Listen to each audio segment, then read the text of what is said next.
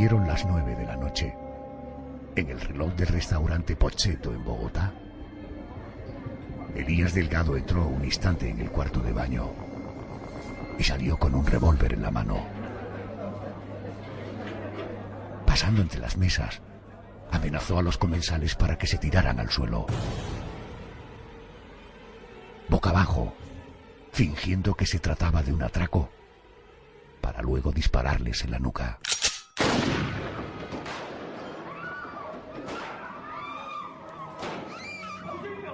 Pocos minutos después, había gastado 300 balas, dejando a 14 personas muertas y a 15 heridas de gravedad, 6 de las cuales fallecerían más tarde.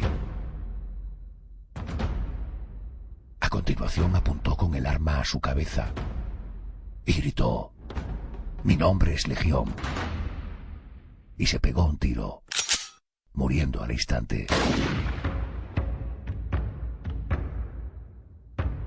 Era el 4 de diciembre de 1986. Elías ya había matado horas antes a su madre, a una alumna y a su progenitora, a 3 vecinas y a 3 estudiantes. Y un detalle inquietante: el asesino era un boina verde, un veterano de la guerra de Vietnam.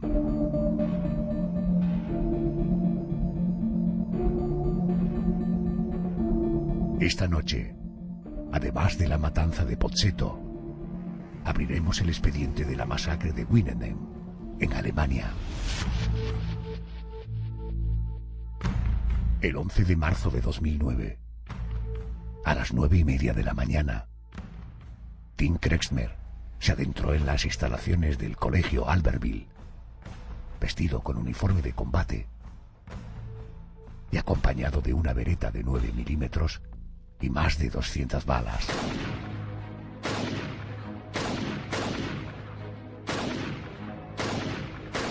Saltando de un aula a otra, fue disparando de manera indiscriminada contra alumnos y profesores. Aquella triste jornada acabaría con la vida de 9 estudiantes, 3 maestros, un transeúnte y 2 empleados de un concesionario. Se suicidó de un tiro al ser acorralado por la policía.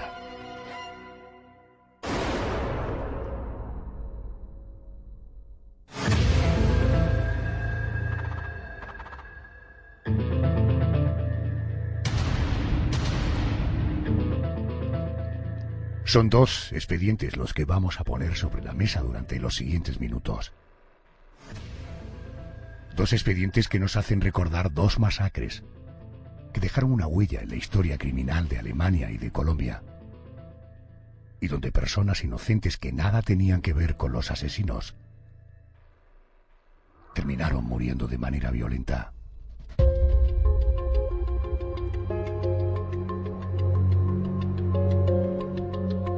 José Manuel Frías, muy buenas noches. Buenas noches, Adolfo. Vamos a comenzar por la masacre de Winnenden. ¿Qué nos puedes contar sobre los primeros años de vida del asesino, de Tim Kretschmer? Tim nació en Winnenden, en Alemania, en el año 1991. Y lo hizo en un ambiente bastante agradable, con unos padres y una hermana que le daban cariño, que se preocupaban por su bienestar. Hay que decir que Tim era un niño amable con todo el mundo, nunca se metía en problemas, incluso en la escuela destacaba por ser un buen alumno. Tanto es así que logró diferentes diplomas, incluso algún que otro trofeo deportivo, porque era muy bueno jugando al tenis. ¿Le gustaban las armas? Sí, esa atracción se le inculcó su padre. Su padre era un empresario aficionado a las armas y en casa guardaba más de 15, una cantidad enorme también de cartuchos, pero salvo una beretta, el resto estaba custodiado en un armario, bajo llave, tal y como marca la ley. Pero aquella pistola Beretta 92, semiautomática, 9 milímetros, sí que estaba al alcance de cualquiera. Aunque estamos hablando de una infancia idílica, encontramos en la adolescencia de Tim un primer brote, diríamos, de problema mental, ¿no? Fue en el año 2007 cuando nuestro protagonista había ingresado en el colegio Albertville y ahí comenzó a sufrir una depresión que se le fue agravando hasta el punto de que un año después necesitó recibir tratamiento psicológico e incluso abandonar la escuela. Aún así, parece que su gente más cercana no notó ningún tipo de tendencia preocupante. Él seguía teniendo amigos e incluso estaba saliendo con una chica. Uno de sus compañeros de escuela contaría tiempo después lo siguiente. Él era un chico feliz. Sus notas eran buenas en el colegio. Era un joven tranquilo. No era violento. Su familia era completamente normal. Lo único que llamaba la atención era que sabía mucho de armas. Con su padre iba varias veces a la semana a un club de tiro. Allí se entrenó con su Beretta. Todos los días disparaba en un bosque. En 2 ocasiones organicé con él batallas con munición de goma. Nos poníamos gafas de protección y empezábamos a tirotearnos. Él siempre acertaba. De pronto, Tim Kressmer comenzó a sentir un interés desmedido por el delicado asunto de las masacres en las escuelas. A través de Internet, buceó en páginas que describían aquel fenómeno de atentados en diferentes colegios. En uno de los foros, llegó a escribir una frase estremecedora. Lo gracioso es que, cuando anuncian la masacre, nadie les cree, dijo. En la noche del 10 de marzo, después de una tarde en la que se entretuvo jugando a videojuegos de disparos, entró de nuevo en Internet para conversar con otro internauta. Se confesó de la siguiente manera. Estoy harto. Ya no soporto más esta vida sin sentido. Es siempre lo mismo. Todos se ríen de mí y nadie reconoce mi potencial. Tengo armas aquí. Mañana por la mañana iré a mi antigua escuela y se va a armar una buena. Permanezcan atentos. Oirán hablar de mí mañana. Recuerden bien el lugar. Binenden. La masacre tuvo lugar el 11 de marzo de 2009, a las 9:30 de la mañana. Tim se adentró por los pasillos del colegio Albertville. Su vestimenta era bastante llamativa. Vestía un uniforme de combate. En su mano, la Beretta. En sus bolsillos, más de 200 balas. Su primer objetivo fue la clase a la que había pertenecido como alumno. Abrió la puerta del aula y comenzó a disparar indiscriminadamente sin mediar palabra. Lo hacía con tal precisión que muchos de los proyectiles impactaron en las cabezas de las víctimas, ya fueran alumnos o profesores. Y así lo hizo de aula en aula, con una frialdad que aterraba. José Manuel, ahí acabó la tragedia. No, la masacre no acabó en la escuela. Al salir a la calle, disparó contra otra persona y luego se encaminó a una clínica psiquiátrica que estaba cerca de allí, donde mató a uno de los empleados. Minutos después entró a un supermercado y allí secuestró a Igor Wolf, un hombre de 41 años, al que obligó a subir a su vehículo, al vehículo de Igor, y a conducirlo mientras el propio Tim iba de copiloto. Así recorrió el centro de Binenden mientras le contaba a Igor la masacre que acababa de cometer. Incluso llegó a preguntarle: ¿crees que podríamos encontrar otro colegio? Por suerte, esa idea se le fue de la cabeza, ¿no? Pues sí, sobre todo gracias al propio Igor, que cambió rápidamente de tema. Entonces Tim le dijo que lo dejara en un concesionario de coches en la localidad de Wellinder y allí lo dejó marchar con vida. Nuestro protagonista entró al recinto, mató a tiros a 2 trabajadores, aunque en ese momento llegó la policía y se produjo ese intercambio de disparos en el que 2 agentes acabaron heridos. Son paradojas del destino. Este tal Igor salvó la vida en plena matanza. ¿Lograron detener al protagonista de nuestro expediente? Pues no fue posible porque Tim, viéndose acorralado, no queriendo entregarse, en ese momento salió al exterior del edificio con la expresión completamente desorientada y se pegó un tiro en la cabeza que acabó con su vida. Había dejado tras de sí un reguero de 15 muertos, entre ellos 9 estudiantes, 3 profesores, un transeúnte y 2 empleados del concesionario.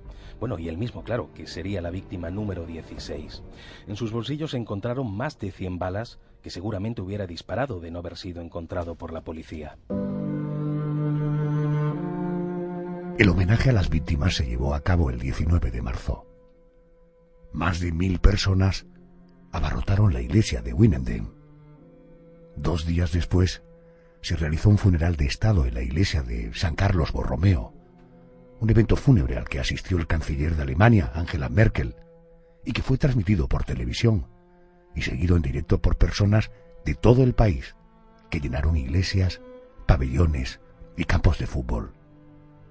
Aquel mismo día, la familia de Tim dio a conocer una carta por medio de su abogado. A ustedes les fue arrebatado lo más preciado e importante, un ser querido, con el acto abominable e incomprensible de nuestro hijo y hermano.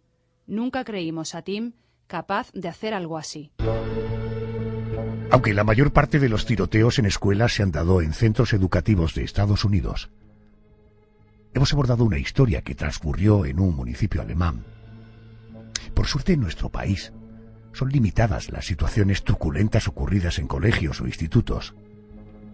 Hace algún tiempo recordábamos uno de los casos más graves que se han producido en España. Fue concretamente en el Instituto de Educación Secundaria Joan Fuster, en el barrio barcelonés de La Sagrera. Allí, el 20 de abril de 2015, un joven de apenas 13 años mató a un profesor, Abel Martínez, e hirió a varios alumnos usando un machete y una ballesta.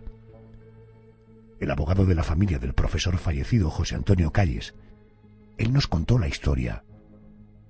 Vamos a hacer memoria. José Antonio, buenas noches y bienvenido a la cadena COPE. Hola, buenas noches.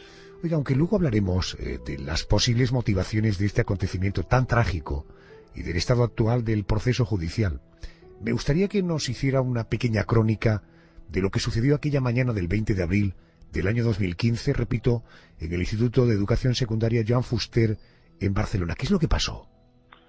Pues fue todo muy rápido, según nos explican los Mossos de Escuadra en el atestado judicial que abrieron por este suceso. Y lo que ocurrió fue que el menor, llamado Max Porta, acudió al colegio, llegó 1 hora y media tarde al colegio.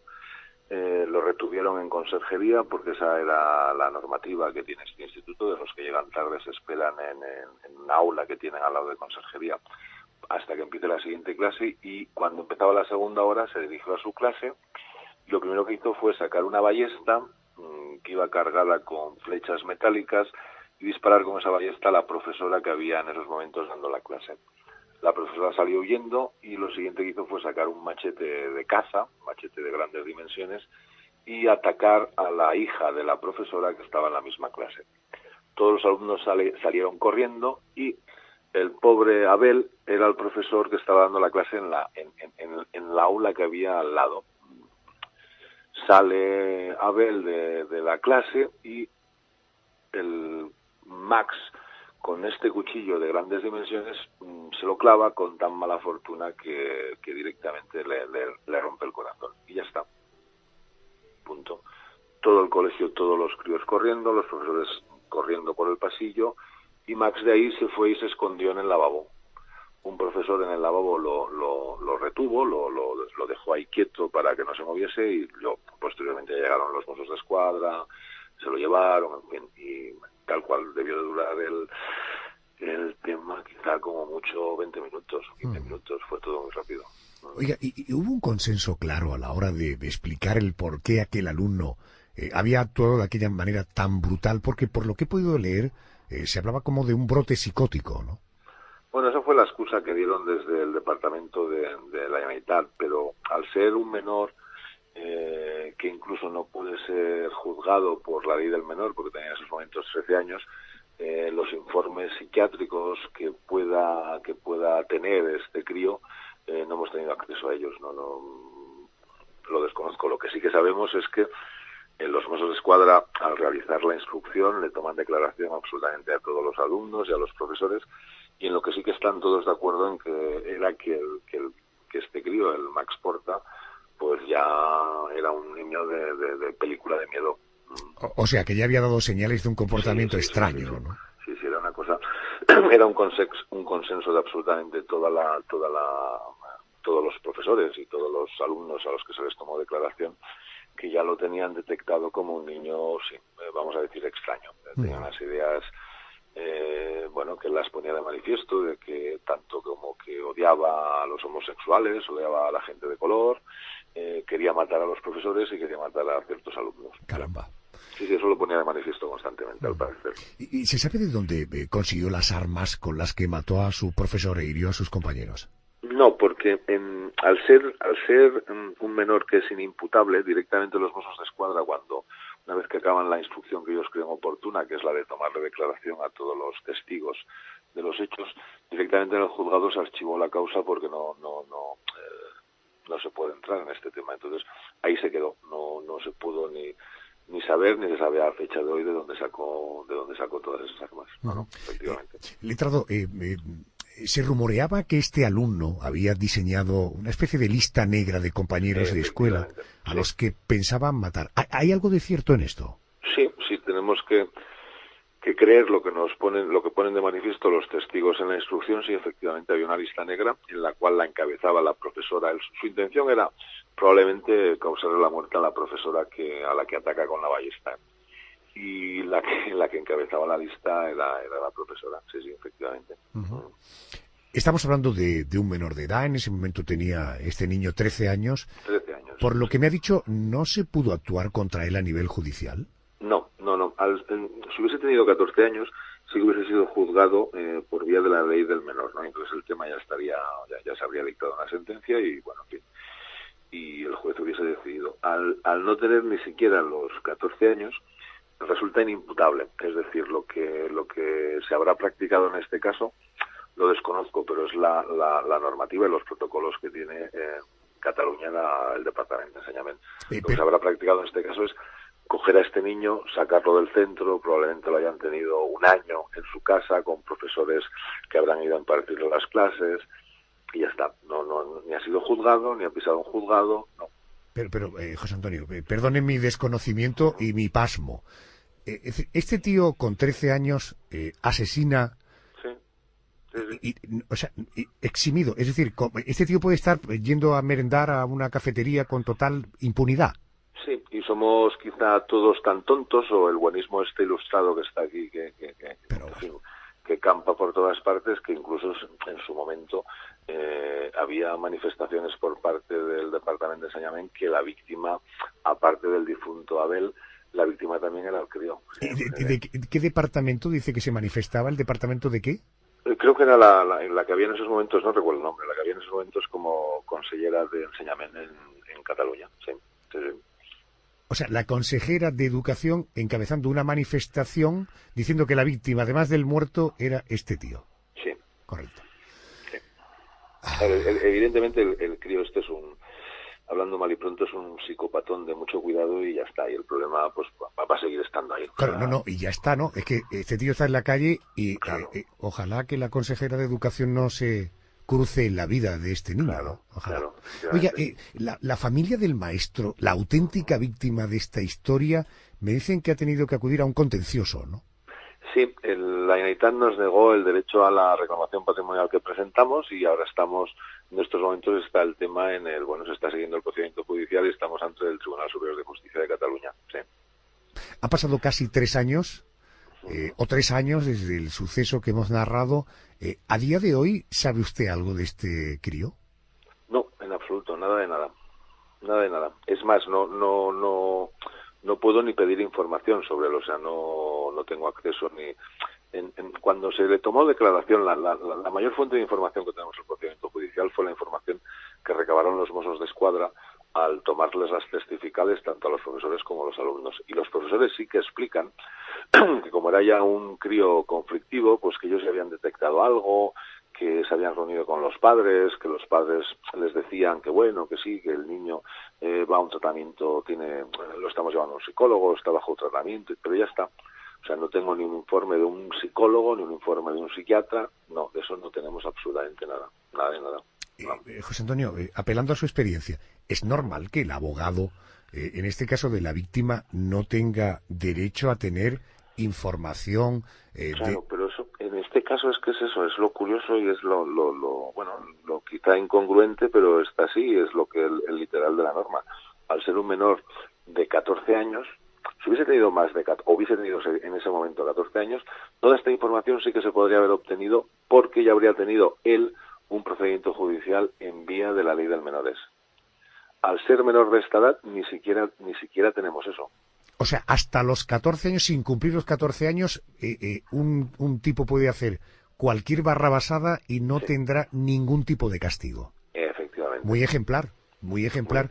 Esto es muy ejemplar, es un mensaje que conviene que aireemos mucho porque le puede dar alas a mucho imbécil que hay con menos de 13 años, porque incluso con menos de 13 años se puede ser muy imbécil y desde luego muy psicópata, ¿no? Y permítame una pregunta con el máximo respeto de profesional a profesional, con independencia de que su actividad profesional dista de la mía o la mía de la suya. Pero situaciones de ese tipo, la vocación no se ve cercenada, es decir, esta impotencia de poder defender a un difunto y solo por el argumento de que el crío tenía menos de 14 años, tenía 13 años, ¿no le quita a uno la vocación? No. Yo creo que en ese tema quizá habría que pues lo que le digo, que como la normativa que tiene la administración para que esto no ocurra, pues de verdad llevarla a la práctica, no que quede únicamente sobre el papel, ¿no? Y yo confío mucho en los magistrados que les tocará resolver este tema en el Tribunal Superior de Justicia, pues confío mucho en ellos y que evidentemente al final el resultado sea el que desean mis clientes, ¿no? Que mis clientes lo único que desean principalmente es que esto no se vuelva a repetir y ver satisfecho su petición o lo que ellos piensan que de algún modo tienen que ser resarcidos. En este caso únicamente podrán ser resarcidos económicamente. Punto. El menor, yo no, quizás sea una frase hecha, ¿no? Cuando lo que le comentaba antes de que en su momento la consellera de Enseñament en Cataluña ponía de manifiesto que también era una víctima. Bueno, pues dejémoslo como una frase hecha por parte de ella. Pero el menor hay un problema y el problema lo tienen los padres, porque todas esas armas que usted me comentaba que en el procedimiento penal no se pudo saber de dónde salían, sí que las tenían en su habitación. Yo imagino que los padres miraban para otro lado, tenían un problema en casa, miraban para otro lado, debían de pensar que esto solamente pasa en las películas americanas o cuando vemos el telediario, pues en un instituto, pues no sé, en Missouri, pero no, lo tenían ahí en casa. Sí. Y para mí como abogado, pues creo que es un tema francamente bonito y no, el que existan esas dificultades en cuanto a normativa, pues lo que hay que hacer es conseguir resultados con sentencias que a lo mejor quizá en la siguiente legislatura alguien decida un poquito. Ya no digo cambiar la ley, porque la ley, a mi entender, no está mal hecha, está bien hecha, pero sí esas medidas que tiene que tomar la administración, pues que de verdad se tomen y que no únicamente queden en documentos en los cuales se digan cosas muy bonitas, pero luego en la práctica no se llevan a cabo. Parece para alguien que es absolutamente neófito en esto que este individuo inmediatamente ingresaba en un centro psiquiátrico para evaluarle y quitarle de la circulación. Esto es lo primero, porque a quien hay que cuidar es a la sociedad. Es decir, esto es lo primero. José Antonio, una pregunta más porque me parecería muy injusto despedirle sin antes referirme al difunto Abel Martínez. ¿Dejó familia?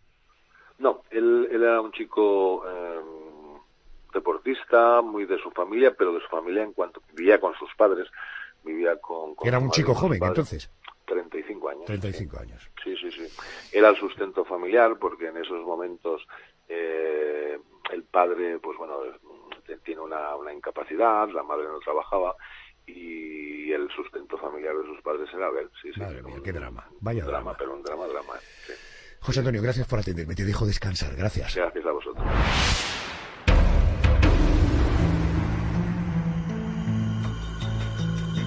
Viajamos ahora desde Alemania hasta Colombia.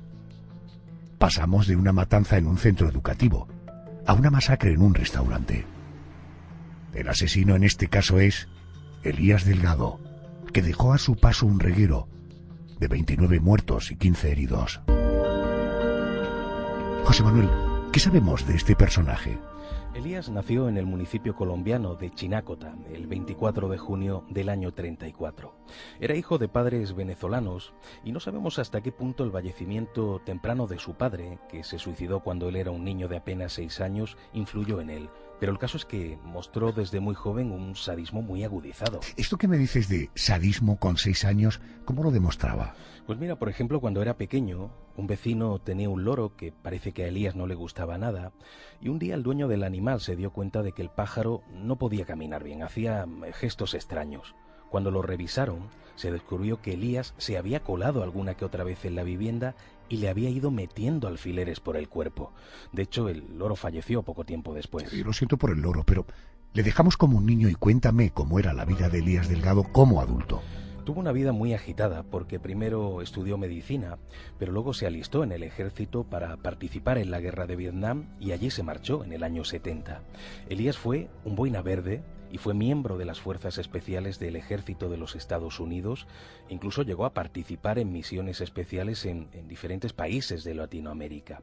Cuando finalmente abandonó el ejército, quiso marchar a vivir a Nueva York, pero tuvo un percance cuando intentaron atracarlo y decidió regresar a su país natal, concretamente a Bogotá, donde siguió cobrando su pensión como militar retirado, aunque algún tiempo después dejó de recibirla y no sabemos por qué tampoco la reclamó. De vuelta a Colombia, Elías mostró una curiosa doble personalidad. Por una parte, destacó por ser una persona metódica y ordenada, una persona inteligente, que daba clases de inglés aunque soñaba con ser algún día un escritor de éxito y que cursó estudios de programación en el Centro de Estudios Profesionales, donde todos admiraban su puntualidad y su obsesión por la limpieza.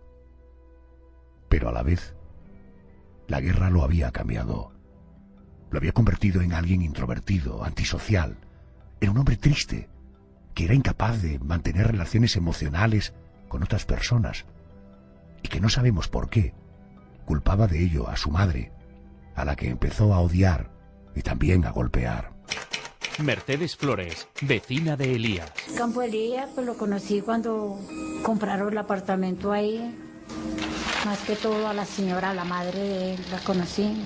Nunca me hablaba con ese señor, nunca. Él pasaba y le decía yo buenos días y él apenas me hacía así. No hacía más, así. Él nunca me hablaba. José Manuel, a pesar de esa forma de ser un tanto introvertida, de cara a los demás no aparentaba ser una mala persona, ¿no? No, era un hombre con un comportamiento algo extraño, pero los que lo conocieron admiraban algunos aspectos de su comportamiento. Por ejemplo, era bastante aplicado, bastante inteligente, y eso se pudo comprobar por su manera de resolver los estudios informáticos como el mejor de aquel centro educativo. Pero claro, a veces sus manías rozaban lo obsesivo. ¿De qué manera cruzaba esa línea? Sobre todo en el aspecto del aseo. Cuando estaba trabajando en el ordenador, limpiaba siempre antes la pantalla, el teclado. Al acabar se lavaba las manos y, por ejemplo, cuando se duchaba, se secaba con papel higiénico en vez de con una toalla porque decía que era precisamente más higiénico. Y además prohibió a su madre usar el cuarto de baño principal y la mujer tenía que acudir a uno más pequeñito porque él decía que no era higiénico que los dos usaran el mismo. José, cuentan que también era muy celoso de su intimidad. Mucho, incluso con la gente con la que tenía más cercanía era bastante reservado.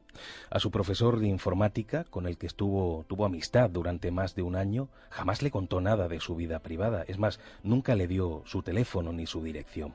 El único gesto amable que tuvo con alguien fue con una de sus alumnas de inglés, Claudia Rincón, de la que estaba secretamente enamorado y a la que le regaló la novela El extraño caso del Dr. Jekyll y Mr. Hyde de Stevenson, apuntando curiosamente que todos tenemos dos personalidades en nuestro interior, una más amable y la otra más violenta. A esta hora y en este momento, paramos en el gabinete de la psicóloga Ángela Gual. Querida Ángela, doctora, buenas noches. Hola, buenas noches. ¿Qué nos puede contar sobre el perfil psicológico de nuestro protagonista? Pues mirar, por lo que podemos saber de este hombre, el primer gran impacto emocional que sufre es el suicidio de su padre, que por necesidad tiene que marcarle fuertemente ya que pues era solo un niño, ¿de acuerdo? No sabemos muy bien por qué motivos decide alistarse en el ejército e ir a la guerra de Vietnam, en 2 ocasiones hay que decir, y la segunda de forma voluntaria. Pero lo que sí sabemos es que tras su vuelta de la guerra se ha convertido en una persona muy antisocial, importantes restricciones y dificultades a la hora de relacionarse con los demás. Vemos que culpa de estas carencias a la madre, con la que no solo parece tener una mala relación, sino que da la sensación de que va mucho más allá. Quizás la culpa de la muerte de su padre o de no haber sido un niño cuidado, pero tiene comportamientos agresivos contra ella, de desprecio y maltrato, a lo largo de toda su vida adulta, que muestran claramente pues ese dolor. El perfil psicológico que desarrolla Elías es claramente psicopática, con componentes paranoicos y dentro de un marco obsesivo con compulsiones de limpieza, como ya habéis comentado antes. Ya de joven, Elías apunta maneras cuando se dedica, por ejemplo, a introducir alfileres en el interior del cuerpo de un loro que tiene su vecino y que no le agrada, simplemente no le agrada.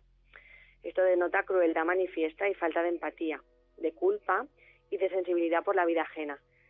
También el hecho de que sea capaz de golpear a la madre de esta forma tan reiterada, pues nos desvela este perturbador perfil.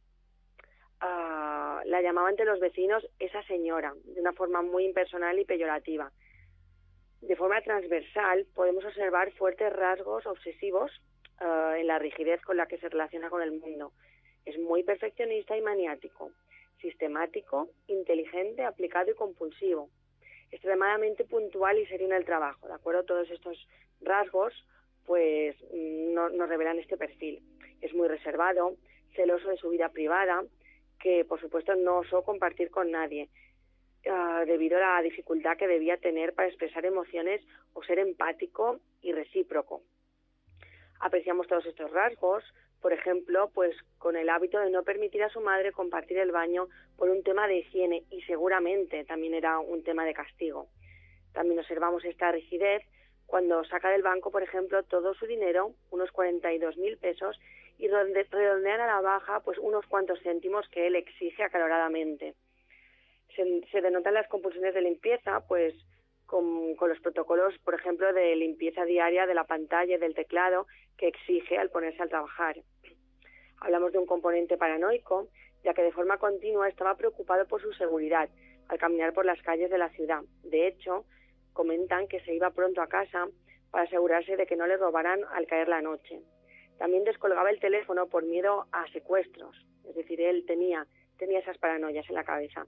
Estos datos, nos indican que Elías tenía siempre la sospecha de que un enemigo oculto podía aparecer en cualquier momento.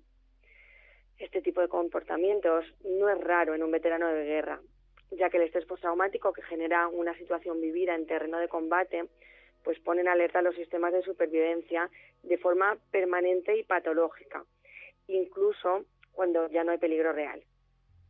En fin, todos estos parámetros se cultivan lentamente para generar en Elías un estado que en un momento dado pues se permite liberar con la masacre que produce. Un acto terrible digno pues del monstruo que lo ejecuta. Querida Ángela, gracias y buenas noches. Gracias a vosotros, buenas noches. El 3 de diciembre de 1986, el día antes de la masacre, Elías Delgado acudió al Banco de Bogotá para sacar todo el dinero que tenía en su cuenta. 49.896 pesos con 93 centavos. Buenas tardes. Buenas tardes, caballero. ¿Qué desean? Muchas gracias. Deseo retirar el saldo existente de mi cuenta bancaria, por favor. El cajero quiso redondear la cifra a su favor, ya que los centavos estaban fuera de circulación. Pero Elías se negó a recibir de más. Su manía obsesiva le empujaba a no querer deber dinero al banco. Finalmente, tras muchas dificultades, le entregaron la cantidad exacta. Aquella tarde, nuestro protagonista entró en una armería y adquirió 500 balas para su revólver del calibre 32. Había decidido vengarse de la sociedad por sus problemas emocionales.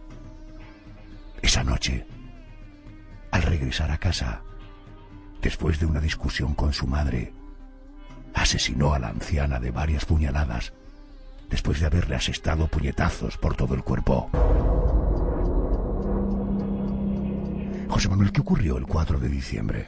Aquella fue una jornada espantosa. Esa mañana salió dejando el cadáver de su madre en la casa y acudió a la vivienda de su alumna Claudia.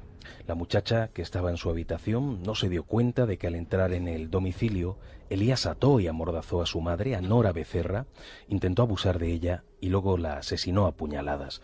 Y luego fue a la habitación de la muchacha. ¿Y Claudia no se había dado cuenta de nada? De nada, tanto es así que cuando Elías entró en su cuarto, donde ella estaba estudiando, se sentó a hablar con ella sobre el Dr. Jekyll y Mr. Hyde.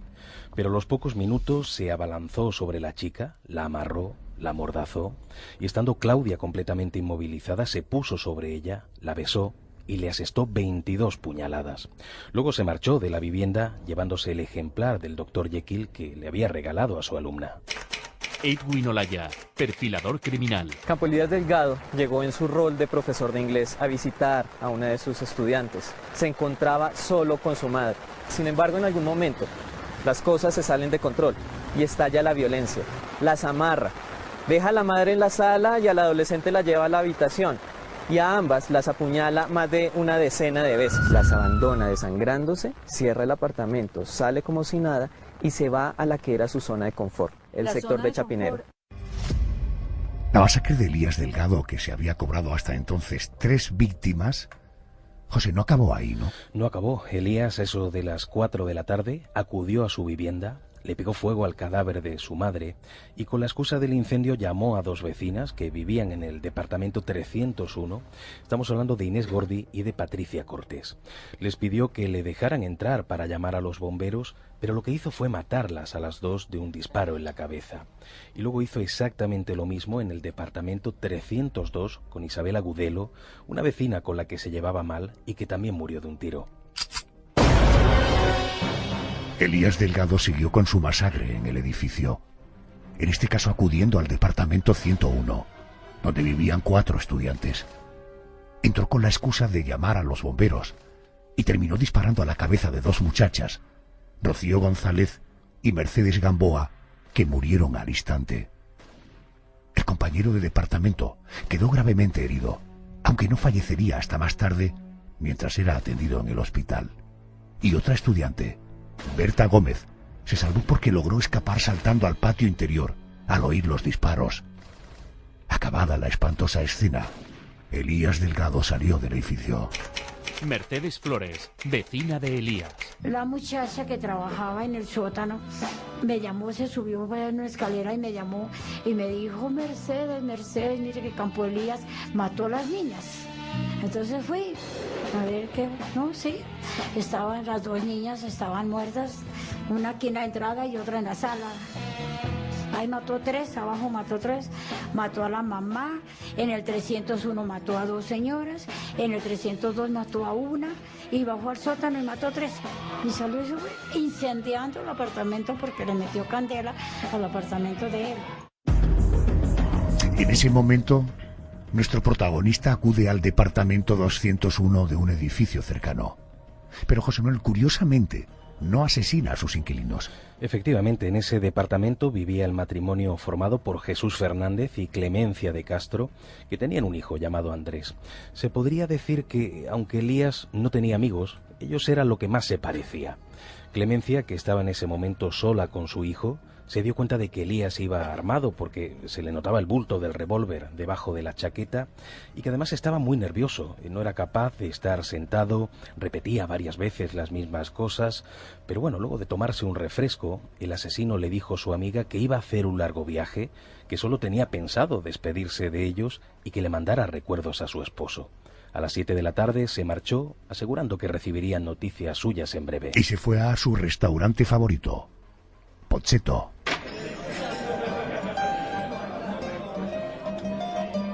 Este es un restaurante, un establecimiento de comida italiana. Así es, un restaurante ubicado en el sector de Chapinero, en la 7ª con la 61, y nuestro protagonista llegó a las 7:15, se sentó en su mesa habitual, pidió un plato de espaguetis, una botella de vino, y cuando acabó de cenar pidió varias copas, aunque la última se la tomó en la barra.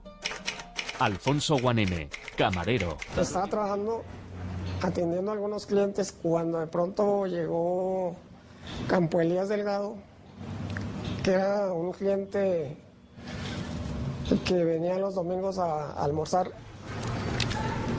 Ese día llegó por la noche, igualmente yo lo atendí.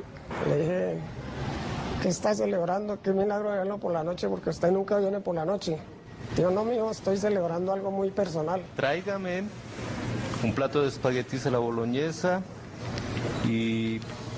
una botella de vino de la casa. Se tomó el vinito, me pidió un postre, se comió su postre, me llamó y me dijo que quería tomarse un traguito fuerte.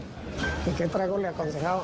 Le dije, si gusta tomarse un vodka con jugo de naranja, que eso le sienta bien.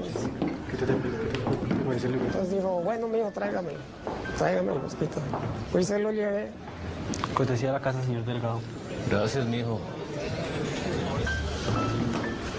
Dijo, gracias, mijo. Yo sé que ustedes son mis amigos. Yo los tengo muy en cuenta. Siempre me han atendido bien y quisiera que siguieran siendo mis amigos. Sobre las 9 pidió la cuenta, fue al cuarto de baño y al regresar llevaba en el bolsillo el libro del Dr. Jekyll y en la mano el revólver. En ese momento estaban cenando en el establecimiento unas 40 personas. ¿Y qué es lo que pasó? Elías empezó a acercarse a las mesas y a gritar a los clientes para que se pusieran en el suelo, que se pusieran boca abajo, diciendo que aquello era un atraco. Momento en el que les disparaba en la nuca. Y hay que decir que tenía buena puntería, no olvidemos que había sido un boina verde. En pocos minutos había disparado unas 300 balas y había matado a 14 personas, dejando heridas de gravedad otras 15, de las cuales 6 fallecerían más tarde. Tras el tiroteo, Elías gritó: «Mi nombre es Legión».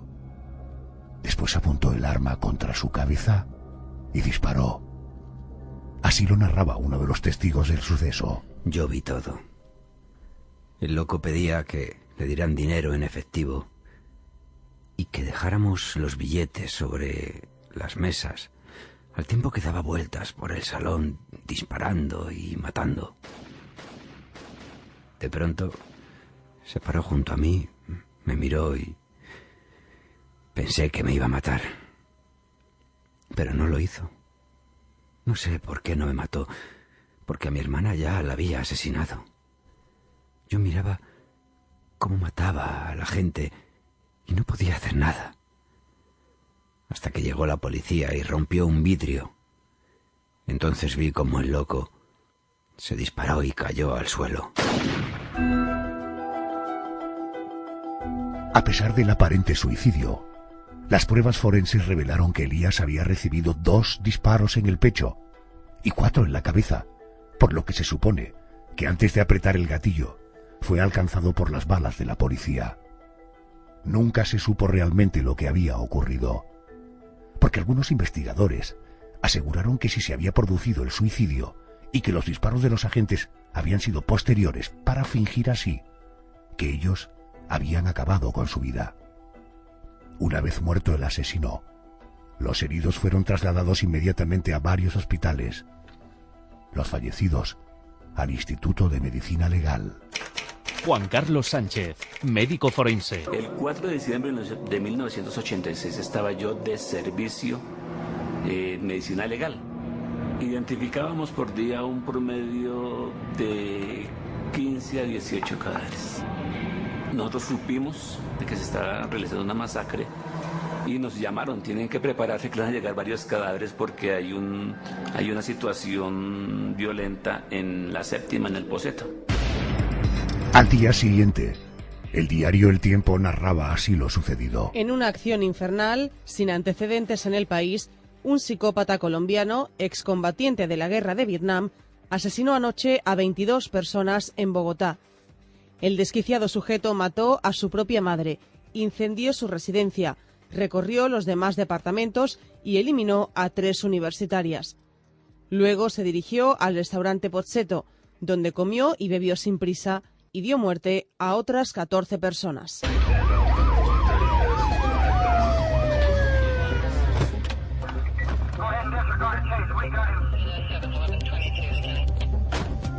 Ya estamos en la calle oscura donde habita nuestro detective privado, criminólogo y director de seguridad.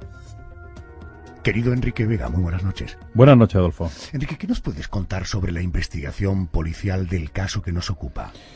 Pues mira, Adolfo, la noche del día 4 de diciembre, sobre las 21 horas, Elías paga la cuenta y se marcha al baño con un maletín donde llevaba un revólver, un cuchillo de monte y 5 cajas de cartucho. Sale del baño y, simulando un robo a mano armada, atemoriza verbalmente a los clientes pidiéndoles que se tiren al suelo y que dejen todo el dinero metálico que llevaran encima en las mesas. Después de esto, fue seleccionando a distintas personas a las que arrinconaba en una esquina del local y a las que iba asesinando a modo de ejecución de un disparo a corta distancia y dirigido a la nuca o a la cabeza.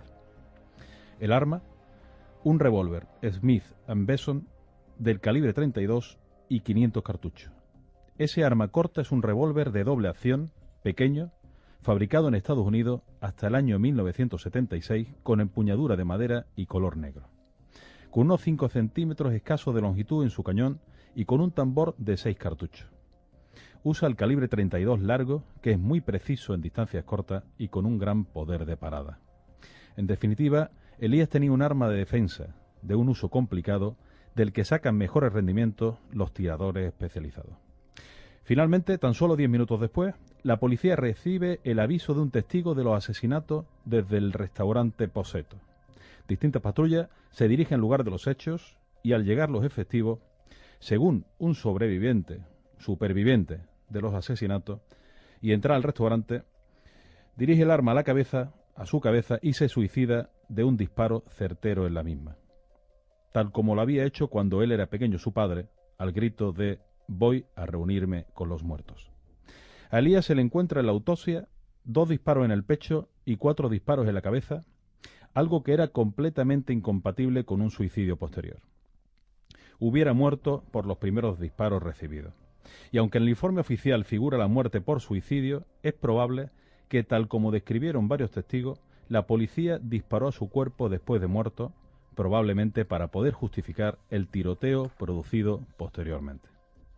Entraron multitud de efectivos de la policía que, sin tener toda la información necesaria, llegaron disparando sus armas, regularmente ametralladoras Uzi, de forma indiscriminada. De hecho, en la investigación posterior se pudo comprobar que algunas víctimas tenían agujeros de balas propiciados por un calibre diferente al único arma que Elías había utilizado. El hecho de que habláramos de un excombatiente de la guerra del Vietnam y visto el perfil anterior que tenía Elías, no podríamos hablar que tuviera el síndrome famoso del veterano. Y por otro lado, su supuesta buena puntería no justifica que realizara más de 300 disparos, asesinando a 14 personas e hiriendo a otras 15.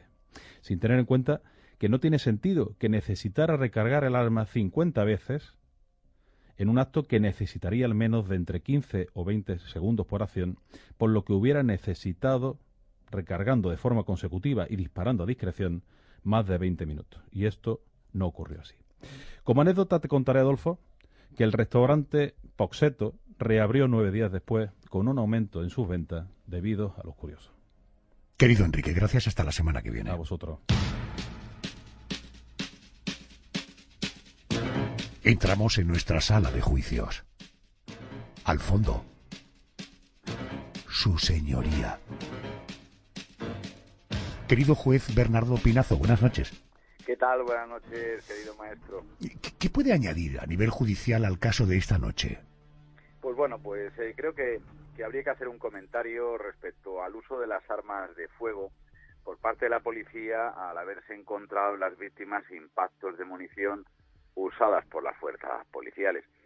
Es evidente que a la hora de ejercer el uso de la fuerza por parte de la policía, pues aparecen muchísimas causas, muchísimos casos en los que se hace imprescindible la utilización de armas de fuego. Ello es por su indudable trascendencia sobre la vida y la integridad física de las personas, que exige el establecimiento de unos estrictos límites y la consagración de principios sobre moderación y excepcionalidad para su uso. Sobre este particular, la Convención Europea de los Derechos Humanos, después de consagrar el derecho de toda persona a la vida, pues dispone que la muerte no se considerará infligida con infracción del mencionado precepto cuando se produzca como consecuencia de un recurso a la fuerza que sea absolutamente necesario. En primer lugar, para asegurar la defensa de cualquier persona contra la violencia ilegal. 2, para efectuar una detención legal o para impedir la evasión de una persona detenida legalmente. Y 3, para reprimir, de conformidad con la ley, una revuelta o una insurrección. En nuestro caso, la Ley Orgánica de las Fuerzas y Cuerpos de Seguridad establece que la policía únicamente debe utilizar el arma de fuego en 2 situaciones. Uno, cuando exista un riesgo racional para la vida, su integridad física o las terceras personas. Esto es, los casos de legítima defensa y auxilio necesario que otras veces hemos hablado. Y dos, en aquellas circunstancias que puedan suponer un grave riesgo para la seguridad ciudadana. Esto es, el cumplimiento de un deber. En el Supremo, una sentencia del 82 señaló que los funcionarios de policía deben utilizar las armas de fuego solamente en aquellos casos en que las circunstancias que concurran, las situaciones con que se enfrenten, hagan racionalmente presumir una situación de peligro o riesgo real para ellos o para terceras personas, y únicamente superable mediante esta utilización, y lo hagan de forma adecuada, añadiendo incluso que cuando una persona está huyendo y se desatiende la orden de alto policía, pues no puede ser utilizada las armas de fuego. En definitiva, Adolfo, tirar a matar solamente estaría justificado en casos, pero muy, muy excepcionales. Señoría, gracias y buenas noches. Muy buenas noches, don Adolfo.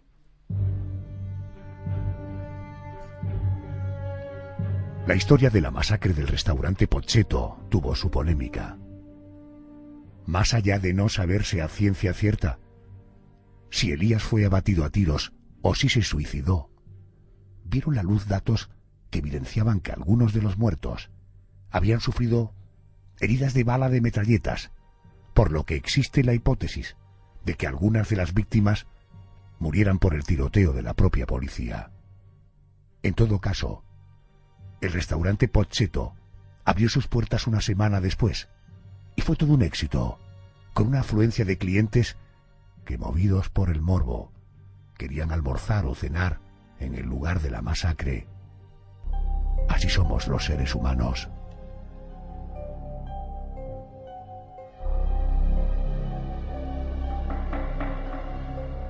Querido José Manuel Frías, gracias y hasta la semana que viene. Gracias, buenas noches. Gracias, buenas noches.